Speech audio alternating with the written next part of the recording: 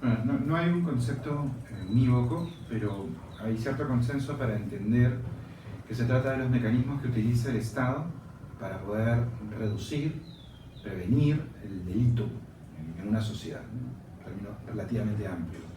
Ello permite una convergencia entre, por ejemplo, la criminología, las disciplinas científicas que investigan el delito, tanto en términos de estudio de sus patrones, como los estudios de causalidad, etiológicos, y por otro lado el derecho penal y otras disciplinas.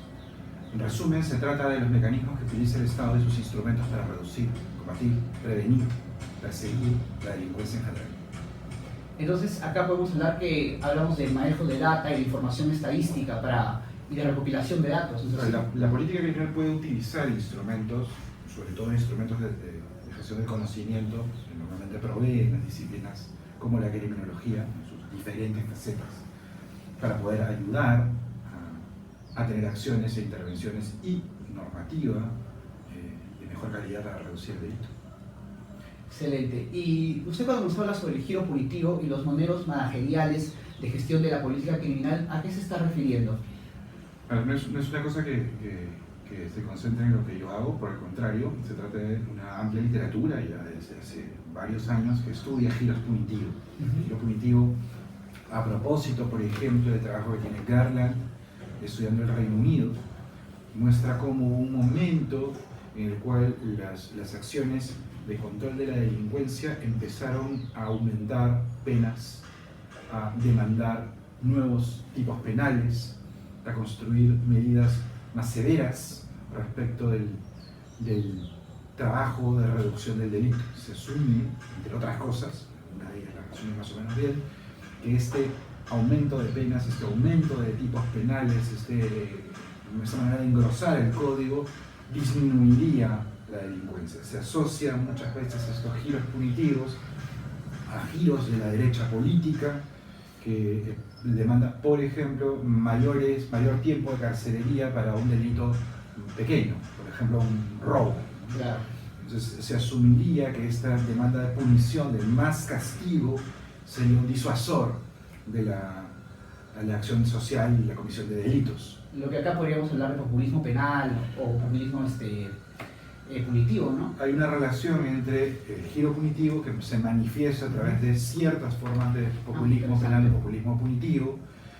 El populismo punitivo está asociado normalmente a estas medidas simbólicas que producen algunos gobernantes o incluso también pueden ser demandadas por la ciudadanía para asumir a su enfrentamiento al temor frente al delito o pensando o asumiendo que este aumento de penas reduciría la probabilidad de incidencia, de epidemiología, o cómo se influiría en el potencial delincuente. Como si hubiese una relación directa entre más pena, más tipos penales, más gravedad de la pena y menos delito, cosa que no hay. Interesante. Y cuando se refiere a estas mediciones respecto a la cuantificación de los delitos y todo eso, ¿considera que cuál debería ser una política criminal del Estado al respecto? O sea, ¿hay simulaciones o qué está pasando en la actualidad? Esto es particularmente relevante porque quizás hay un cierto consenso de entender que lo que queremos como sociedad es que haya menos víctimas. Claro. Porque la víctima, la menor incidencia relativa de victimización, representa la menor presencia relativa de delito y de delincuentes. De manera que el objetivo que perseguimos como sociedad es tener menos víctimas, o la menor cantidad posible. De manera que es racional evaluar las acciones que desarrolla el Estado y las diferentes organizaciones en torno a la política criminal o al desarrollo de medidas de control del delito, a saber que estas funcionan o son exitosas, entre comillas de estas dos palabras, cuando reducen victimización. Claro. Sin embargo, tenemos un intermedio muy grande, es decir, hay muchas iniciativas que no necesariamente pueden probar su reducción de victimización y en muchos casos porque no sabemos cuál es la situación de victimización de algunos fenómenos. Claro. Por ejemplo, la corrupción. Por ejemplo. Esto genera, insisto, una serie de medidas intermedias y se han desarrollado en los últimos 20 o 30 años mecanismos para medir de manera autorreferente. Es decir, la política criminal en muchas partes del mundo produce indicadores que tratan de copiar las formas del management, ¿no? Estas ideas del management como indicadores de éxito por resultados. Claro. Entonces, la medición por ejemplo, presupuesto por resultados o acciones y sus resultados tienen que ver con cuánto aumento mi capacidad.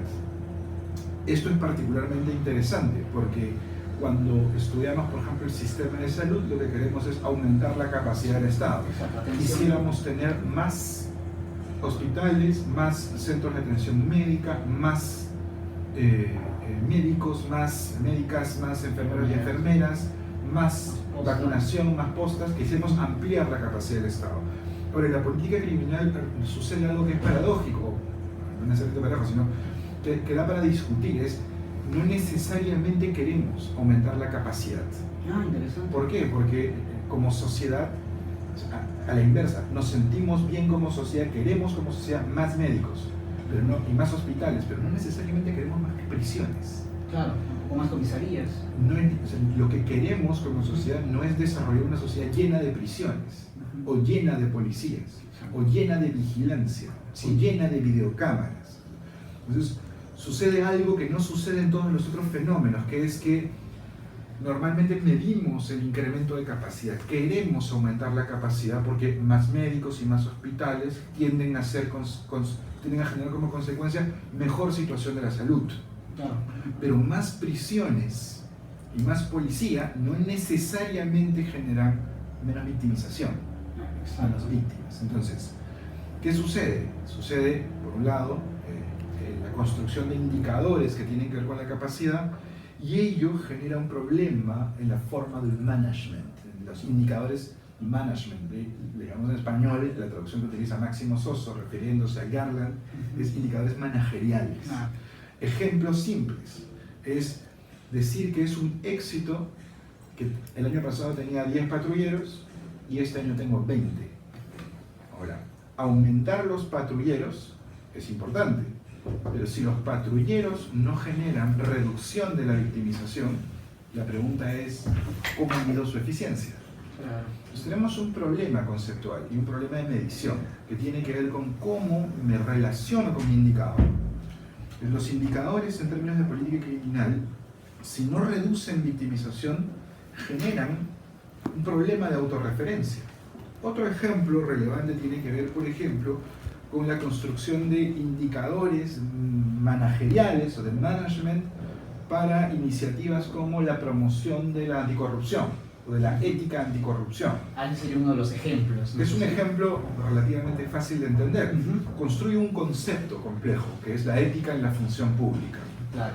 Ese concepto complejo se asume que una mayor intensidad en la formación y la adopción de principios éticos en mi vida diaria y mi conducta reducirán la corrupción. Y en el ejercicio de la profesión del actor que se encuentra involucrado, ¿no? De acuerdo. Eso en términos conceptuales es relativamente coherente. Pero cuando traducimos ese concepto y esa reflexión lógica a un programa operativo del Estado, le construimos, por ejemplo, al concepto de ética en la función pública para reducir la corrupción, un proyecto. El proyecto de difusión de principios éticos. Claro. Y este proyecto se traduce en actividades concretas. Esas actividades son, por ejemplo, el desarrollo de un taller de capacitación o el desarrollo de un manual de ética.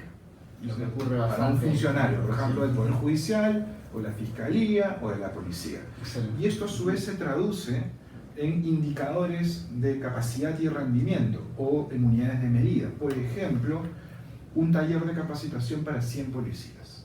De manera que mi unidad de medida será un papel con 100 firmas de policías que participaron del taller. En términos de la ecuación, lo que se asumiría es que las 100 firmas representan 100 policías que a su vez han sido capacitados durante 3 horas en un mecanismo de incorporación de principios éticos asociados a la actividad de un proyecto que tiene como base el concepto de la función pública.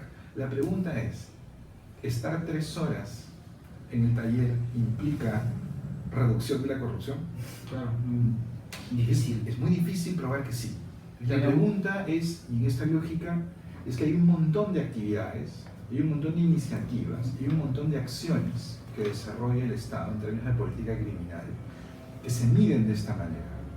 Sí, De claro. manera que sabemos que se incrementa la capacidad, sabemos que se compra más, sabemos que se aumentan presupuestos, Así es, sabemos que se desarrollan más iniciativas, más talleres, más campañas, pero no sabemos si estas reducen victimización. Claro, y tampoco no podemos evaluar, por ejemplo, la internalización, ¿no es así?, de estos conceptos éticos, por así decirlo. Es complicado. Entonces, a eso se refiere la discusión sobre la producción de indicadores para poder medir la política criminal. ¿Cómo mido? La unidad de medida central es reducir victimización. Claro, lo más fácil también, pues, ¿no?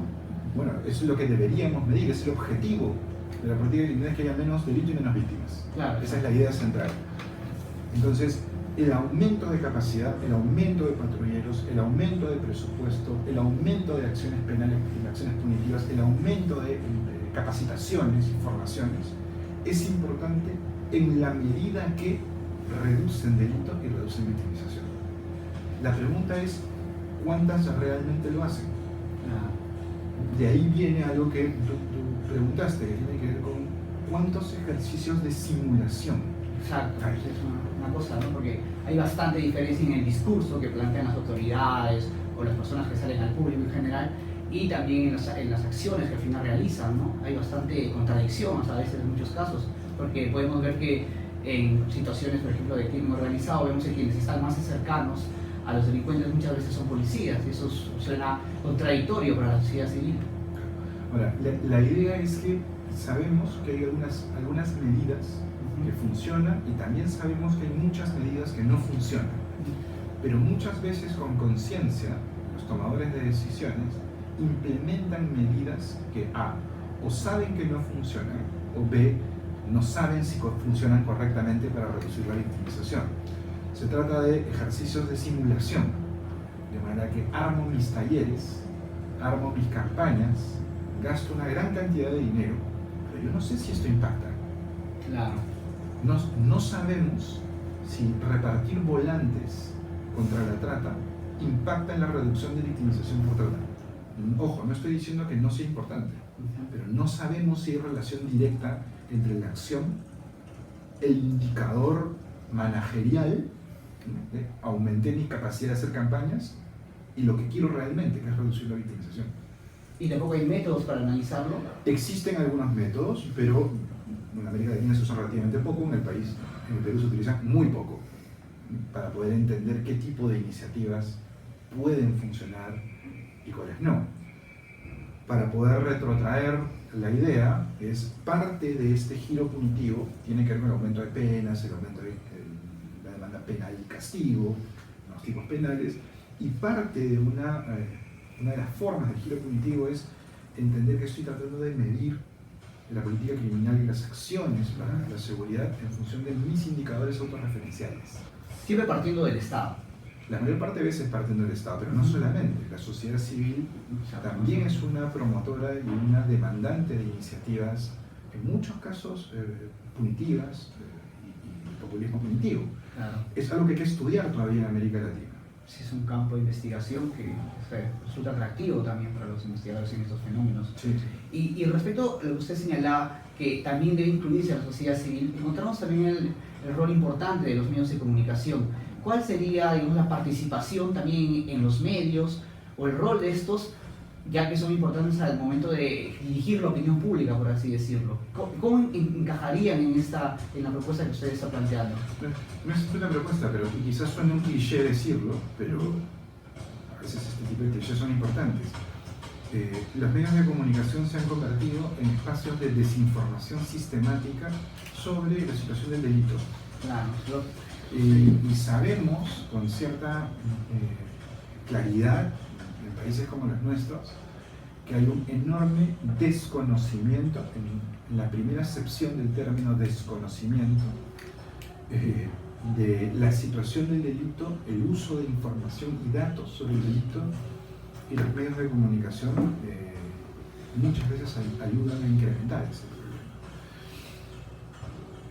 Eso genera también un escenario particular de populismos punitivos en algunos casos, mediáticos y mediatizados. Sin embargo, esto no es nada nuevo, esto es un cliché, eso relativamente lo sabemos. Claro. ¿Y influye eso en esa sensación de victimización de la sociedad? Si te refieres a sensación de inseguridad, probablemente sí, sin embargo es algo que también se ha estudiado bien, es un factor pero no es el único. Interesante. Y dentro de los indicadores de gestión del delito, por así decirlo, ¿usted conoce algún caso o que se esté ocurriendo acá en el Perú que esté aplicándose algún mecanismo de evaluación o ninguno? Bueno, en general en el país, todos los planes para luchar, no solo para luchar entre comillas, contra un delito, han desarrollado indicadores de medición. Esto es particularmente relevante y creo que vale la pena estudiar estos planes, tanto los planes nacionales de seguridad, el plan nacional contra la trata, el plan nacional de actividades, como N actividades sobre diferentes delitos. Y vale la pena mirar las tablas en donde se construyen los indicadores, porque la mayor parte de estos indicadores tienen que ver no con la reducción de la victimización o con la reducción del delito, que es la función de la actividad criminal central, sino tienen que ver con aumentar normas y aumentar la capacidad operativa del Estado. Tienen que ver con aumentar presupuestos, aumentar operativos, operaciones, infraestructura, capacidad del Estado, que no está mal. Claro. Sin embargo, insisto, esto no está mal si supiésemos, y tenemos que saber cómo impacta en la reducción de victimización y reducción de delito. Mientras no sepamos, no vamos a poder medir si nuestras intervenciones, acciones e indicadores son eficientes y cumplen la función para la cual están diseñados. Entonces no vamos a saber si estamos gastando eficientemente el dinero del Estado, el dinero de los ciudadanos.